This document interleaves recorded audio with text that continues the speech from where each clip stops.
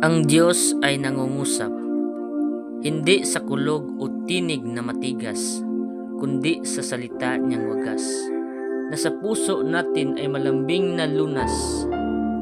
Ang Biblia ay higit pa sa ibang aklat. Ito'y hininga ng Diyos na tapat, dalawa ang bahagi, iisa ang landas. Lumang tipan at bagong batas. Hindi lang tinta sa papel na puti, ito'y ilaw sa dilim, gabay sa mapiit. Bawat talatay may layuning taglay, upang kaluluway hindi maligaw ng tunay. Turong matuwid ang laging dala, sa gitna ng mundo na puno ng dusa. Kahit sa unos, sa gulo at sakit, may tinig ang Diyos na sa puso'y sumisilip. Ito'y gabay sa daang liko, tulay sa buhay na may gulot labo.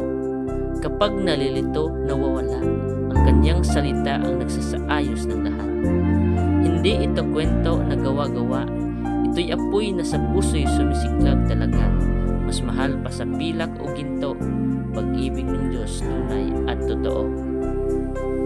Kaya pakinggan, hindi lang tainga ang gamitin, kundi ang puso'y buksan at panatilihin, at bawat titik ng banal na aklat ay simula ng pananampalatayang